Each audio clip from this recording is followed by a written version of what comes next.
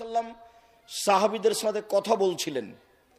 যা রাবিন ইলা নবী সাল্লাল্লাহু আলাইহি ওয়া কালা মাতাসাত, আল্লাহ রাসূল কথা বলছিলেন, হঠাৎ করে এক পল্লীন বেদুইন অশিক্ষিত মানুষ এসে আল্লাহ নবীকে বলল, কিয়ামত কবে হবে?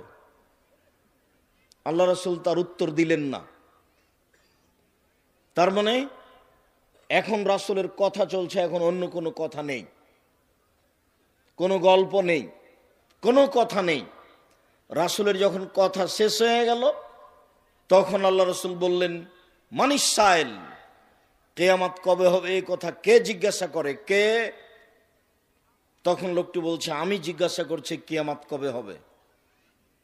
তখন রাসূল সাল্লাল্লাহু আলাইহি সাল্লাম বললেন, এজা জয়াতিল আমানাত ফান্তাজির সাত, যেদিন 10 পয়সা ধ্বংস হবে, চেয়ারম্যান, মেম্বার, এমপি, মন্ত্রী, হেড মাওলানা, হেডমাস্টার, প্রিন্সিপাল যখন 10 পয়সা লুটে খাবে, সেদিন কিয়ামত হবে।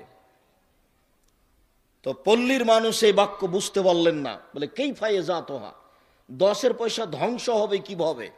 আপনি তো বললেন যে 10 পয়সা যখন ধ্বংস হবে তখন কিয়ামত হবে, কিন্তু আমি পল্লীর অশিক্ষিত বেদুইন মানুষ, 10 পয়সা ধ্বংস হওয়ার কথা আমি বুঝতে পারলাম না। তখন রাসূল সাল্লাল্লাহু আলাইহি ওয়াসাল্লাম বলছেন, শোনো, এই যে উসসাদাল আমরি লা গায়রি আহলিহি ফান্তাজিরি সাত, যেদিন দায়িত্ব অযোগ্য মানুষের হাতে দেওয়া হবে, এমপি, মন্ত্রী, চেয়ারম্যান, মেম্বার, হেড মাওলানা, headmaster, vice principal, jail super, যে যেখানে দায়িত্বশীল আছেন সেই হবে অযোগ্য, সেই দিন কিয়ামত হবে। যে যেখানে দায়িত্ব পালন করে, যখন ঘটনা এরকম হবে তখন কিয়ামত হবে।